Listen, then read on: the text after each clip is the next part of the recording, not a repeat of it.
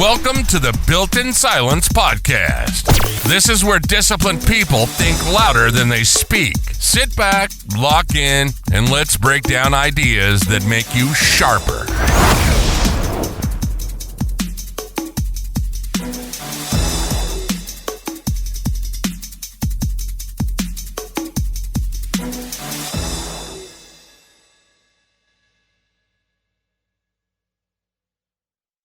You keep finishing every task without showing the cost. People may assume you have room for more.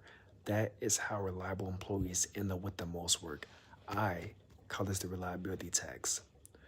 For example, you finish the work, you accept extra tasks, you fix other people's problems, you work late, and everyone sees that the work got done, but nobody sees the cost that it took to get it done.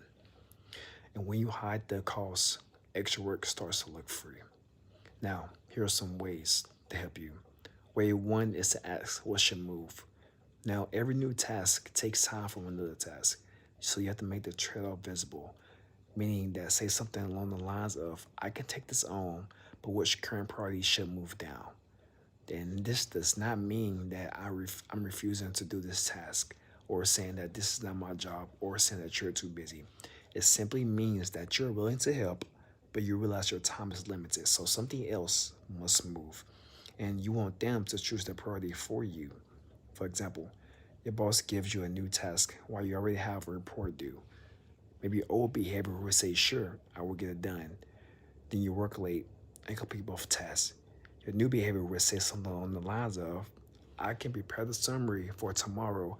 I'm also scheduled to finish the report. Which one's to come first? If they say, do both, say which one should receive the most of my attention.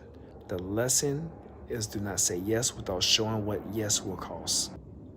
Way two is to stop owning every problem, meaning that a favor can become a permanent responsibility. Some of the signs of this is a coworker asks you the same question every week. You keep fixing the same mistake. Somebody sends you the same task again. You become the default person for a problem. You do the work that belongs to someone else. A phrase that you can say, right, is, I can show you how to do it, but I cannot keep on it every single time. Or another option, that's what you can say is, the steps are written down here. Try the first two steps and let me know where you get stuck. An example of something you would say before is, sure, send it over, I will take care of it. A new behavior that you can try now is saying something on the lines of, I helped with this last time because the deadline was tight. The process is documented here. You should be able to complete it from these steps. If they keep pushing, say I can answer one question, but I cannot take ownership of that task again. The key lesson is do not solve the same problem for the same person every week. Now, why does this work? Before, your value is measured by how much extra work you can absorb. Now, your value is measured by how clearly you manage priorities, clarify ownership, prevent repeated problems, produce quality work within clear limits. So now, the goal is not to become less useful. The goal is to stop proving your value through unlimited access to your time. Now, for those introverts like me and you, right, you don't need to become loud or aggressive. You need to become clear. Use these short phrases to help you out. I currently have 2 deadlines. Which one should come first? Here's what I can complete by Friday. I can explain the process, but I cannot keep on the task. This is the current priority. If that changes, what should move? The process is documented here. The lesson in this is you don't need a long speech.